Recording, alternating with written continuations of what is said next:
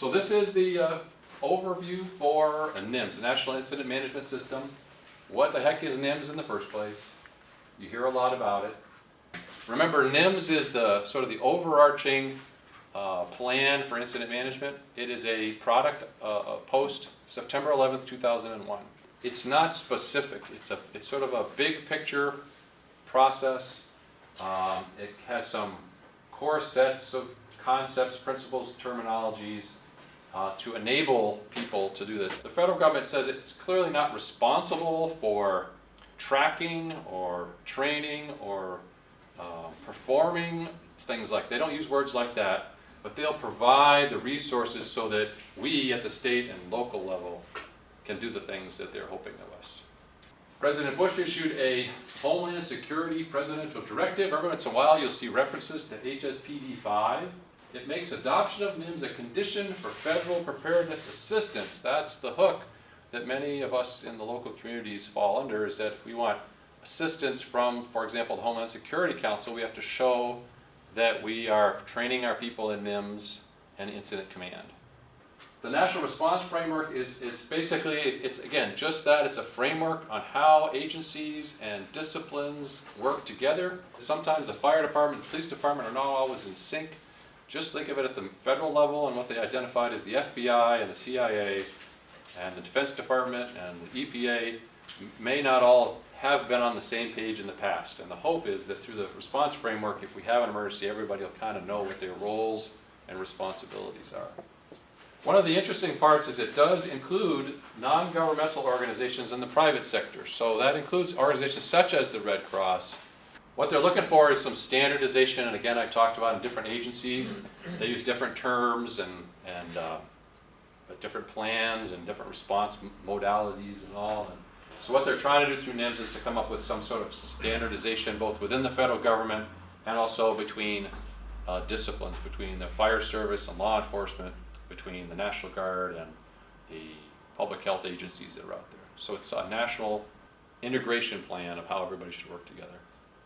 How does NIMS help you? And what is basically giving you some guidelines as how you can talk about emergency management and an incident command in your community. It allows you to get some templates and some evaluation tools. So it's giving you some ammunition to go back to your communities and say, we all need to work together, we all need to talk with one another. So this is the preparedness cycle. But the cycle would be, as you plan, you figure out what your hazard is, you want to make a plan for it. How are we going to address this in our community? Then we're going to get organized, we're going to determine who's responsible for that. We're going to provide some training to those people who are responsible. Then we need to equip them. Then we want to test it out. We've got a plan, we've got the training and the equipment. We need to go test it. That's why we're going to exercise to wrap it up and see how much we've learned. And then we're going to evaluate how we did. Once we're done with that, identify and take some corrective action, determine what we need to do, and then start planning all over again. And that's a cycle that goes on and on and on, and it's not any different really than industry. A lot of these stuff has been stolen really right out of business practice that's out there. So this is not new stuff for you. It's just being targeted really toward emergency management instead of something else.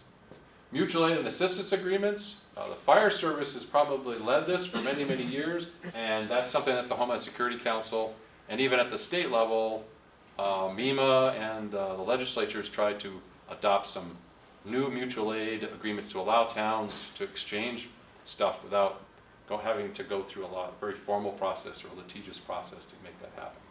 There's a whole bunch of different procedural documents that are out there on the web, through FEMA, through your local public safety folks. Protocols, another byproduct. You may have protocols, but really protocols are a little different than procedures in that you're recognizing that there are different organizations that need to work together. And so either between towns or between organizations, you can have some agreements as to if this happens, what are we going to do about it? Who's in charge? How are we going to work together? How do we coordinate with one another? And let's decide it now when it's calm, not at the time of a crisis. You also need to be thinking about, as a community, a little bit about communications. What's the information that is essential to share with other people? Who needs to get the information and how does it get to them? And who's going to sort of assess that information cleanse it and get it out to the people in a timely fashion. Exercises is, there are 3 different types you may hear about. You may hear about tabletops, which are literally sitting at a tabletop with a scenario, and you sort of verbally go through the process of, this is what I think we'd have happen, and this is what I think we should do, and you sort of work it out on paper. You can then go to a functional exercise where you start to move some people around to do certain functional parts of a response, and then you get and develop to a full-scale exercise where you're actually moving a lot of people around and really getting out there and stirring up the neighborhood with activity. And so people don't like to do full-scale exercises, but they're really helpful because that's really where the rubber meets the road. You really find out whether you can really do what you planned to do all along. It's best if it's multidisciplinary and multi-jurisdictional, which is really a revelation compared to 20 or 30 years ago. Nobody talked about the fire departments working together with the Board of Health. That was just beyond comprehension a long time ago. But now it's kind of normal. Basically, make sure if somebody's going to be an incident commander in your community, or somebody's going to be in charge of something, that they have some training, and they're checked, they're credentialed, and they're measured up to some standard. Now, initially, there wasn't a lot of federal standards. So it's made it very difficult for the local incident management team to determine how do we get trained and credentialed if there is no federal standard. And we've had to almost wait, we're still waiting in some cases for federal guidelines as to what is the credentialing for this particular position. But it's a work in progress, and we'll get them. So they want to make sure that the equipment that we're buying as part of Homeland Security meets some sort of a national standard, so that it's actually been approved or vetted by somebody, that if you're going to do air quality monitoring, it meets some sort of a standard process. And there's standards, federal standards, and classifications for lots and lots of stuff. And then there's a process and suggested process for managing those resources, so we have the equipment and the people, and then just a very quick review that we have an incident, and there's a process that you can go into in more detail. But we need stuff. We need to order and acquire it. We need to get it there. We need to mobilize it. Then we need to track it and report it. Then we're going to recover, start our recovery phase, and send all those emergency responders home. And then, where you public administration people come into play is the reimbursement part, and that's the important part. And that's where tracking and reporting and ordering early on helps you out later. Because the federal government's only going to reimburse things they know were really there.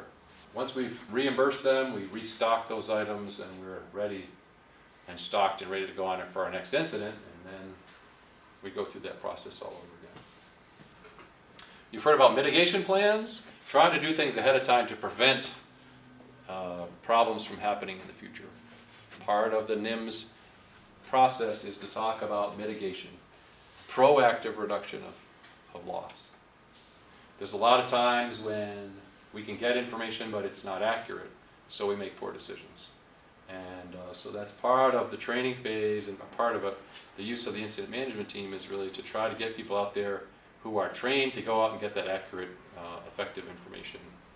Every part of the country has different terms that they use for, a bulldozer or a tanker or a rescue or an ambulance or things like that. They're trying to come up with some national guidelines, standards, recommendations for how you talk about stuff. So when you order the bulldozer, you actually get what you're hoping for, and not something totally different. This goes back to a little bit about what we talked about, the effective decision making. You're trying to get that common operating picture, getting that communication back from all of your department heads as to what's going on out there. A lot of communities I know have incident management teams or EOC teams or emergency teams which are made up of your department heads. That's a great thing to have and to practice, even though sometimes I'm sure you don't have a lot to talk about. There are other times I bet you have a whole lot of things to talk about. And just the practice of getting together and talking about that ahead of time is something that I personally encourage, and I think it's great that the NIMS is identifying that getting everybody on the same page, so to speak, is important.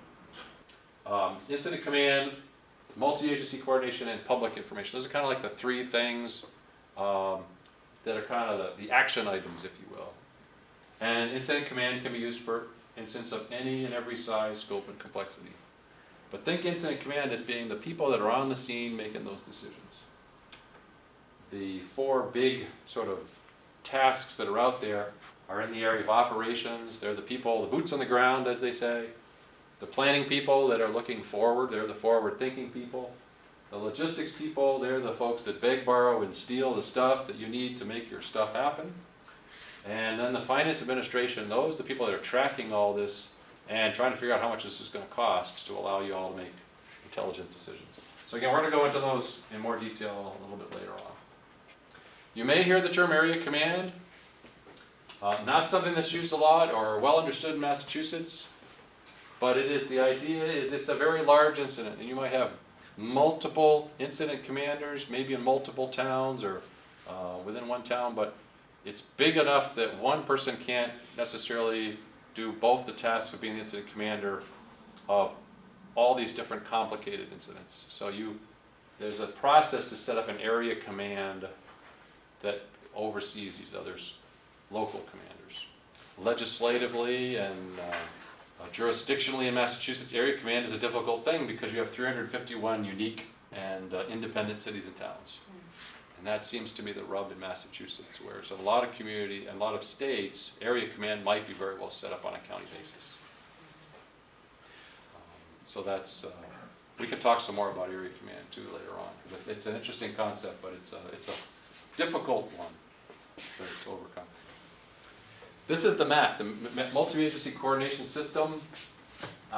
It's not a command network, it's really more of a system that supports resources, communications, and information. So it's coordinating resources, how we're going to talk to one another, and then how we're going to disseminate information out to the public. And we're trying to coordinate that between the various incidents, so you're not getting different pictures. So there's lots of different parts of a multi-agency coordination system. Yes, question? Is MEMA MAC, or is that something separate? MEMA is part of the multi-agency coordination system, yes. As you see, the system really involves a lot of different people. I think it's on the next slide here. You can set up a MAC on different levels, whether a lot of times MACs are set up on the county level, and really MEMA is almost a MAC, a multi-agency coordinator all by itself, but they're really part of the bigger picture. I think it's on the next slide here where they talk about it. This is really the whole, everybody's involved, and we don't have it formalized as to who necessarily and how everybody interacts, but it's getting better. But you've got the dispatchers, Butch is going to talk about that, the incident commanders, these coordination resource centers, this MAC group that's out there, such as, and MEMA's one of those people, the local town emergency operations centers, and other groups and entities, maybe the REPC, maybe it's the IMAT team. You know, there's a lot of different moving parts in that, and it's really a work in progress as to how do all those people communicate with one another as to, again, not making command decisions like area command would, but coordinating the response and the resources. And again, this is one more picture of it is, here's your incident at the top left. What it's suggesting is that if the incident commander is going to be on scene, and as the incident grows, the incident commander may move to a facility, if it's a big enough incident, move away from the scene to another facility. But in any case, they're going to need to send requests and information back to dispatch centers, the local EOC, the MAC groups, and other, like state agencies. And what they're going to get back is hopefully their support and their coordination. And then the last, again, we're going to talk some more about public information, but what do you send out for information about? What do you do? Where do you go? What's going on? And other information like that. You have a PIO on the scene advising the incident commander. But you may form a joint information center. And again, that's been done a couple times on the county level, kind of to coordinate response to some of the flus and things that have been out there, so that we're trying to get a unified message that's going out between the state and local government, so you don't have the town of Buckland saying one thing and the town of Shelburne saying something else, because it can get very confusing for people.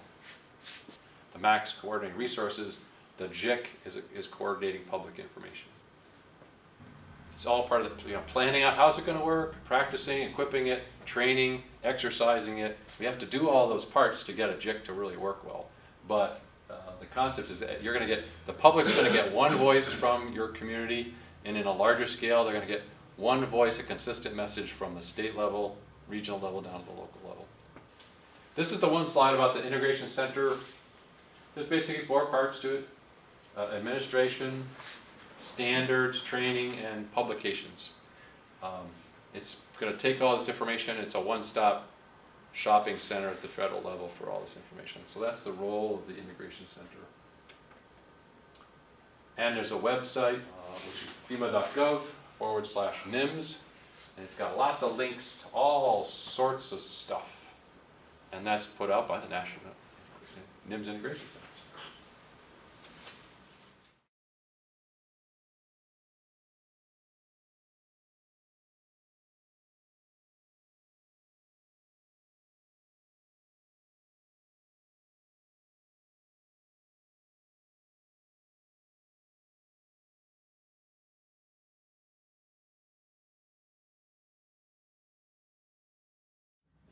Very broad. An occurrence or event, natural or human, requires a response to protect life or property. Pretty broad. What they found was that there was a lack of accountability. They didn't know where people were, what they were doing. People couldn't talk to one another because they were coming from 2 different ends of the county maybe, and they had totally different radio systems, and they were supposed to work together, but they couldn't. They didn't have a plan, or the plan wasn't arranged. It was sort of seat of the pants.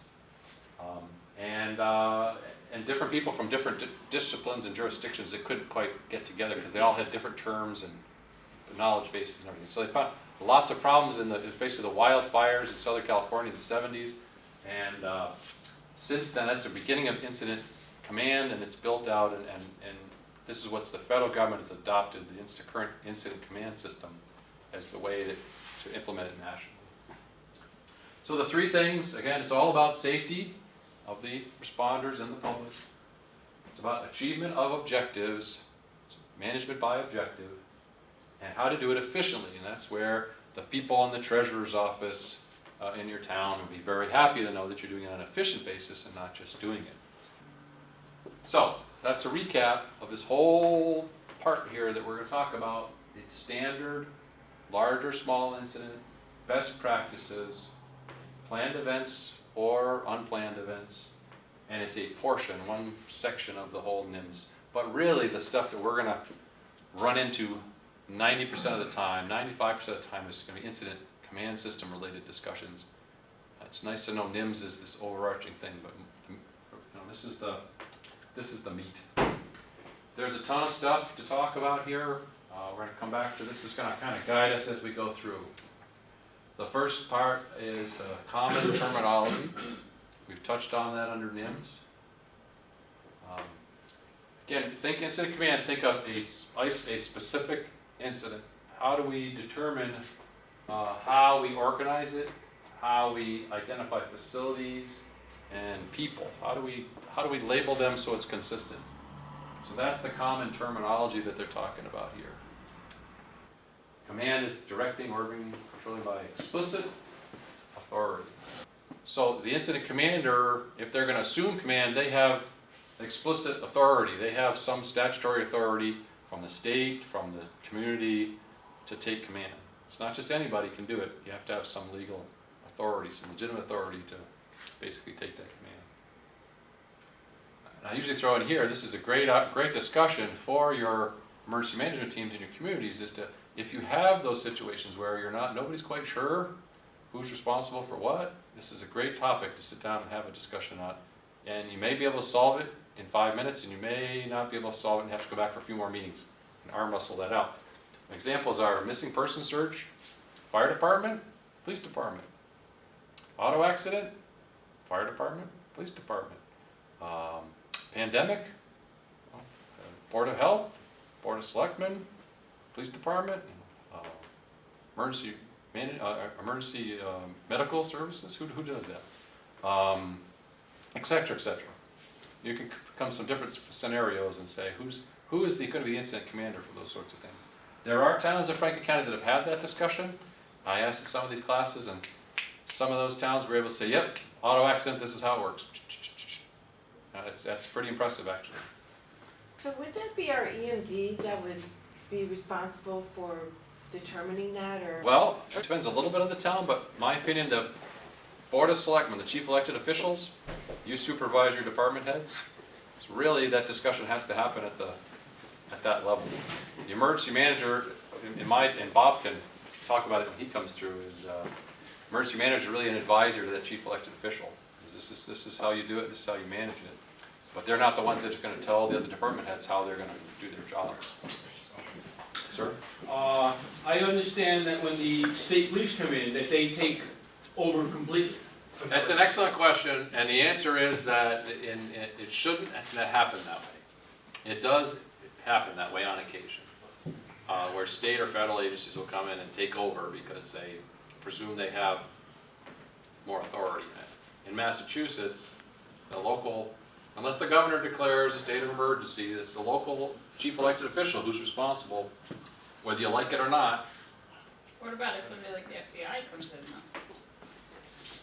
You know, it's They don't see the it's authority. probably a good question.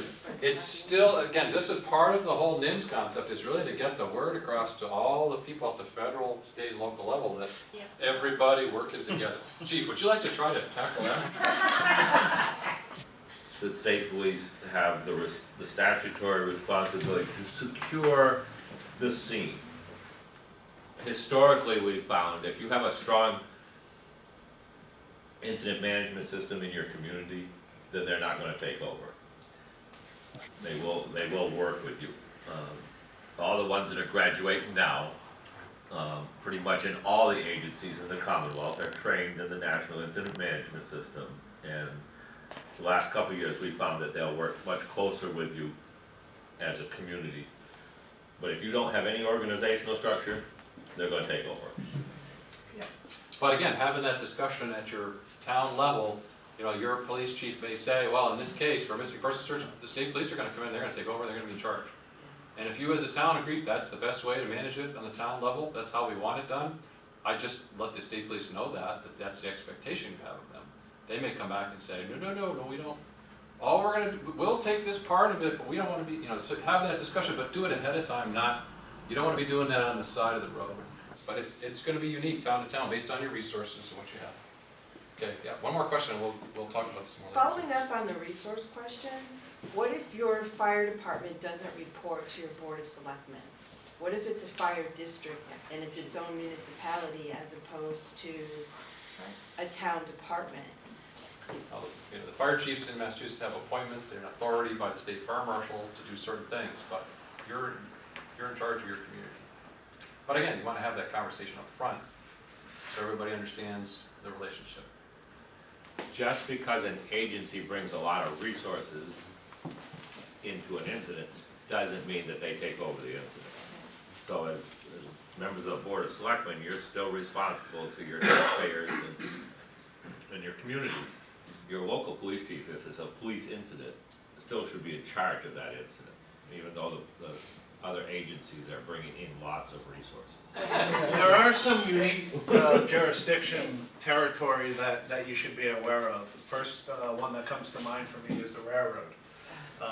Police activities on railroad property is the B&M police that take care of that. Other issues are do you have state or federal property in your town? I know in the town of Greenfield I have a jail, I have a courthouse, and I have other state properties. Because there's no designated fire companies within those assets, the responsibility falls on the town to provide fire protection. But like GCC has its own police agency, and their authority rests within the boundaries of GCC. So there are some jurisdictional things that you have to be aware of. What we found that works is we have relationships with all the entities that you have in town. With us, the courthouse, the GCC, we meet with them regularly and go over emergency plans. And when it comes to an incident like, say, a bomb scare at the courthouse, there isn't a turf war going on because we have those relationships established and we work together and we have a unified command. So there are some territory and jurisdictional stuff, but the best way to deal with that is to deal with it beforehand, like John said, and not at the incident. It's really the relationships. You're gonna find anything with emergency services, as with life, is about relationships. So just to wrap that up, I mean, in the case where your local police department has, the officer on duty and they're only maybe on duty 18 hours a day, those 6 hours, somebody else is gonna come in and it's up to somebody to take that command. And if it happens to be the neighboring police department, or it happens to be the state police, or whatever it might be, segue, we're gonna talk about transferring command to somebody else that maybe is the appropriate person.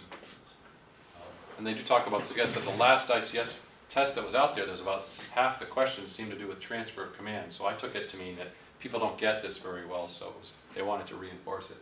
So there are going to be circumstances where somebody's going to come and assume the role of the incident commander. In fact, somebody's got to take command to start that incident off. And the classic is you have a house fire, and maybe you arrive and there's the engine officer, the captain, or the senior firefighter that shows up. That person's not going to say, well, the chief is 20 minutes away, I'll just wait till he gets here. They have to take command and they need to make some decisions as to what happens. And then when maybe the deputy chief arrives on scene, there's going to be a transfer of command. And then maybe if the deputy and the chief agree, then it'll transfer to the chief when the chief gets there. But there's a process, and again, it's something that's worked out amongst the people. What happens when you transfer command, the key thing is there's got to be this briefing that goes on.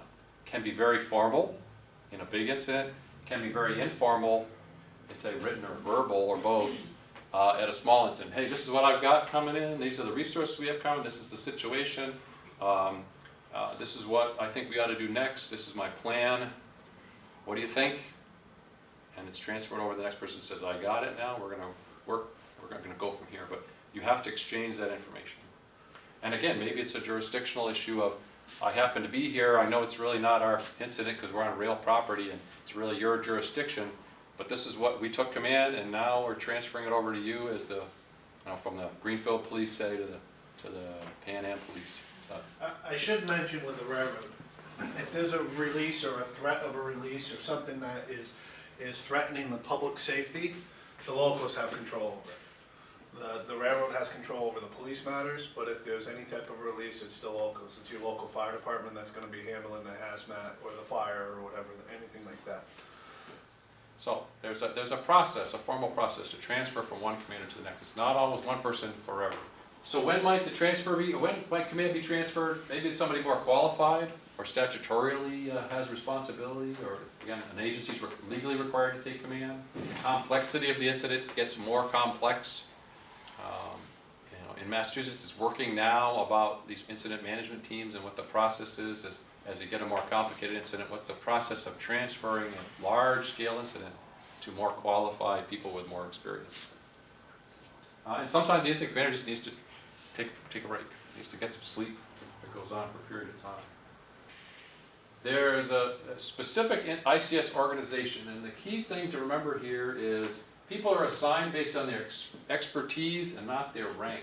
So if I respond to Greenfield, for example, and just because I'm the fire chief in Shelburne, I may report to a captain or a firefighter in Greenfield, and he may be my boss for that incident. Doesn't matter that I have more bugles or more certificates in incident management. The point is that I have a function to do, and within the incident command system, my bugles don't make any difference. And that's a hard concept for some people to get over, but within the incident management, so people are plugged into these management positions based on their training, qualification, experience, not necessarily by the rank. Incident command is a modular organization. The little sort of example on the right side is the idea that this builds out. And that was the problem we had in 1980 when they presented this all. We looked at that and said, my gosh, to fill all these little boxes, you need a department twice the size of ours to even go to an incident. What you realize is you don't need to fill every box every time.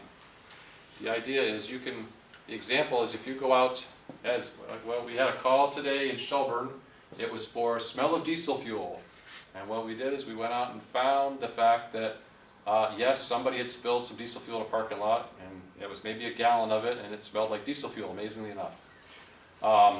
That was handled, I was the incident commander, I was everything, because I was the first person there, and I decided we didn't need a whole fire department there at that point. So that was an ICS structure of one person.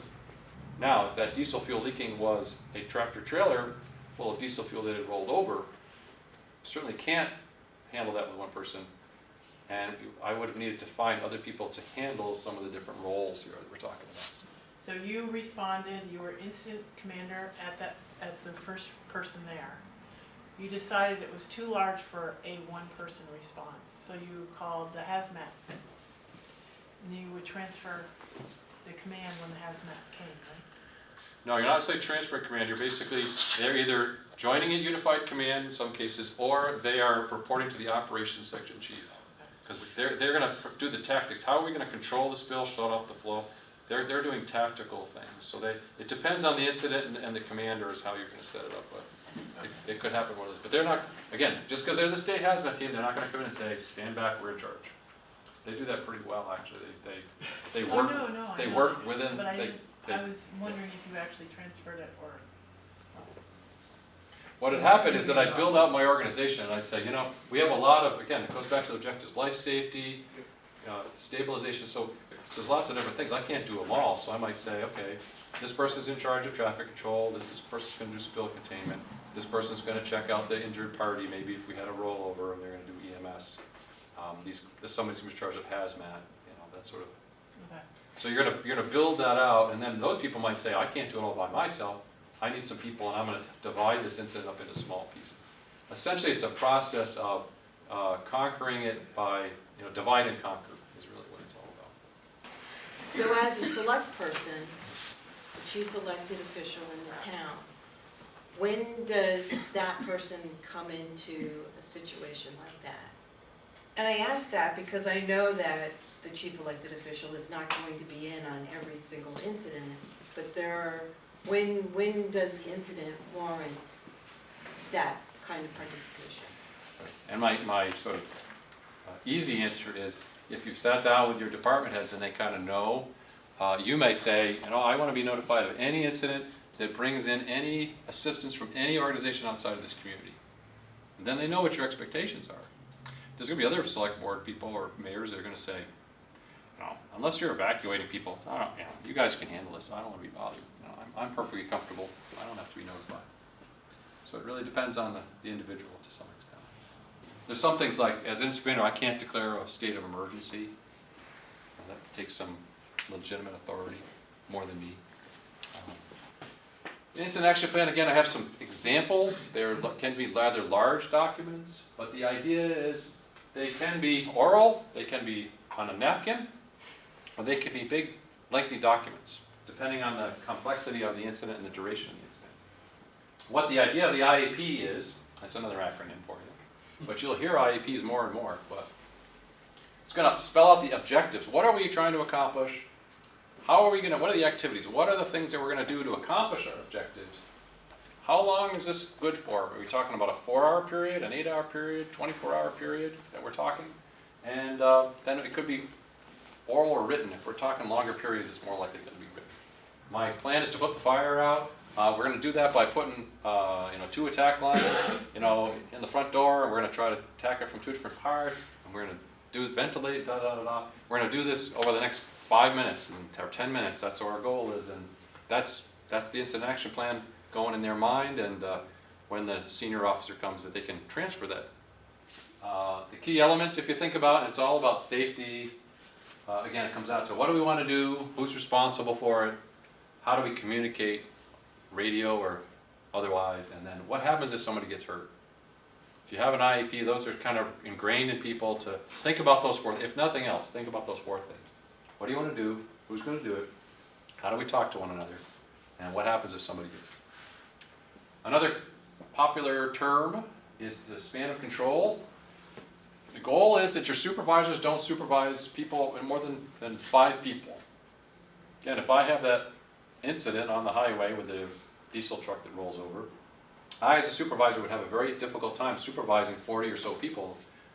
So that's what I can divide and conquer. If I divide it out into some manageable parts, and I have, say, 5 or so people that report to me, and 5 or so people that report to those people, we've got a lot of people that have a supervisor, and they're managed. They're well managed. The span of control gets smaller, like 1 to 3 if you have something like hazardous materials where you really need to keep an eye on people. And if you had something like we're doing a leaflet campaign to inform people about upcoming hurricane, and we're going house to house, you can still do an incident action plan of how we're going to get the information out to people, but you don't need to, you might be able to supervise 20 people doing leaflets as opposed to 2 people doing closing off the chlorine tanker on the side of the highway somewhere. You need a little better control. But the magic number is 5, that's the goal. When people arrive on the scene, their expectation is based on the fact that you have that plan and the IEP, they can get a little bit of a initial briefing.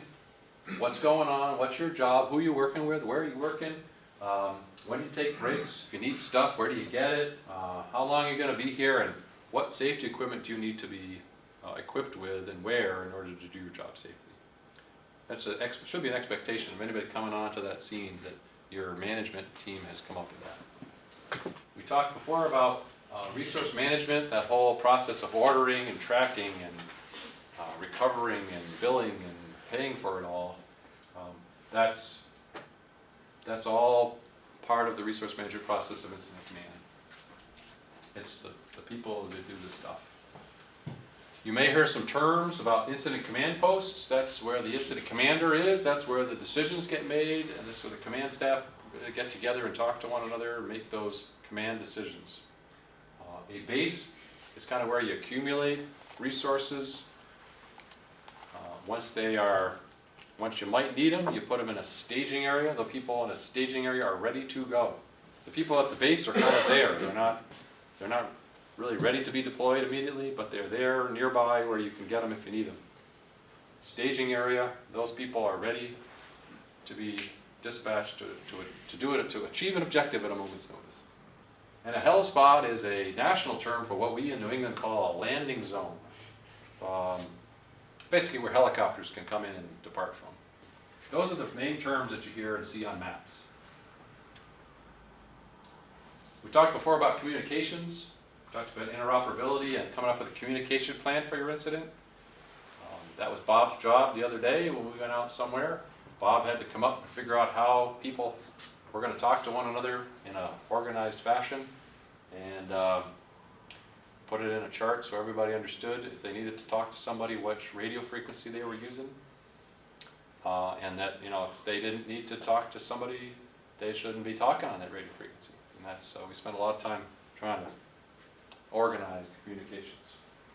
Same thing about emails. Where do the emails go and who do they go to? And if you're going to send a fax, send it to fax that we expect to receive a fax on. Accountability, we talk a lot about with responders about these, there's 6 or so items here. You need to check in when you arrive. All your personnel, all your people in town, including yourselves, should check in at an incident so they know that you're there. Your response is going to be coordinated in accordance with the plan. You should only have one supervisor if you get assigned to a job or task. You shouldn't have multiple bosses. You should supervise within a reasonable span of control.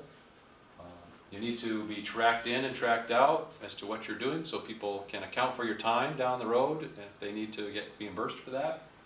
And if people are not doing anything, they need to be put back in the system so they're available if somebody else needs some help. And last, the no freelancing rule. And that's, you don't just go and do whatever you want whenever you want to do it. You have to respond and do things when you're requested and directed to do so. And a lot of people want to run and help and do stuff, but that's a real problem for incident command because you don't know they're out there and somebody's going to get hurt. We're going to talk about the incident command structure very briefly.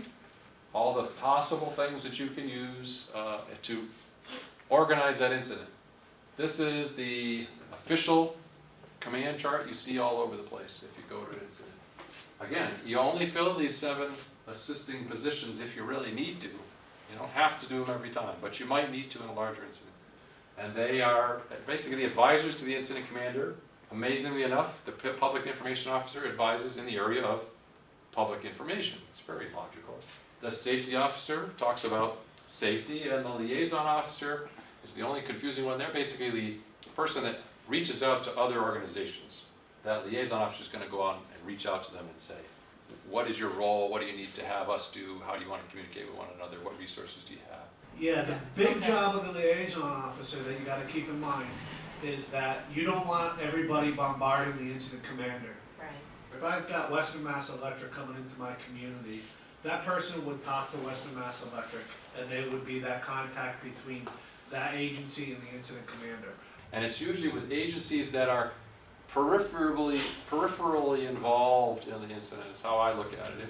If they're going to be, if it's an agency, it's like the Mass Highway is coming and they're providing trucks and lighting units, they may be talking to logistics. But if Mass Highway is just showing up, or Mass DOT is just showing up to say, hey, how's that road closure coming? You know, how's things? That's a liaison officer role. If they're acting under your direction and control, logistics is going to order them up, get approval from finance, because this is not going to be cheap.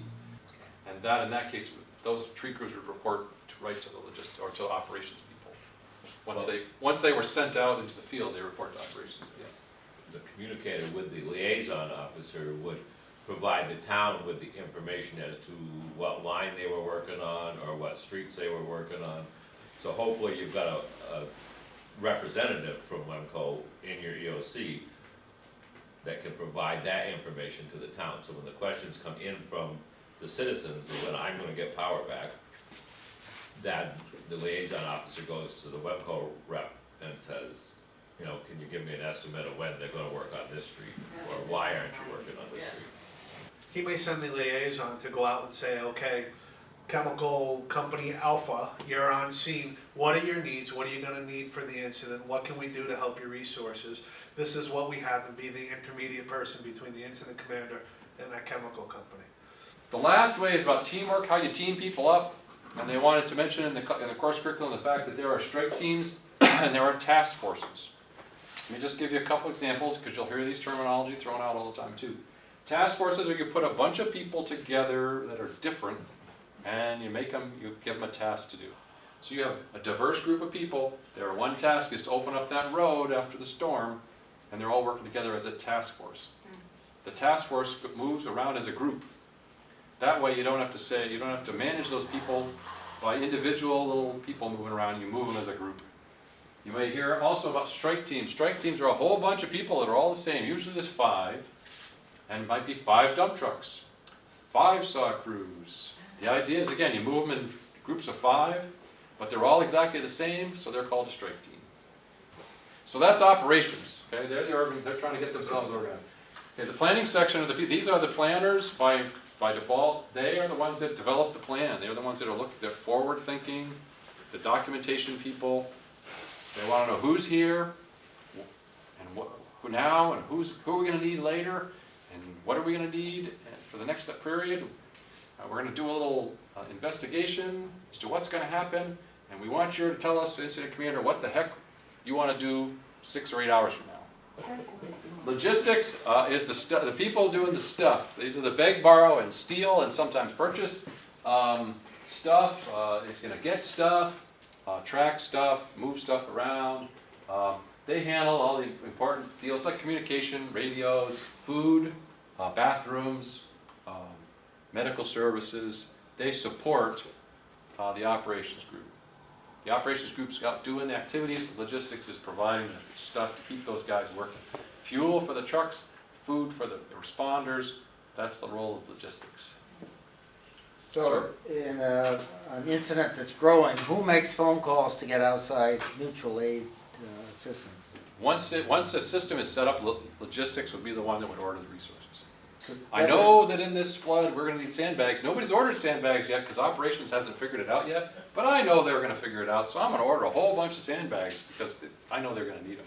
So that would include relief, human resources too? Yeah. Are we going to make the request for 10 National Guard platoons or crews to come out here and help us out? Because we might need them 3 days from now. I don't think I wanna be the one to make that request without getting the okay from the incident commander on that. Typically what happens is operations is gonna explain what their intention of doing, plans is gonna document it, then they're gonna take it back to the incident commander who's gonna review it, and the incident commander has the ultimate say. So if the incident commander finds out I ordered a whole bunch of sandbags and doesn't like it, it comes back to me. Finance and administration, they are the people tracking the paper and the money. So they would handle contracts if I wanted to get a lot of stuff.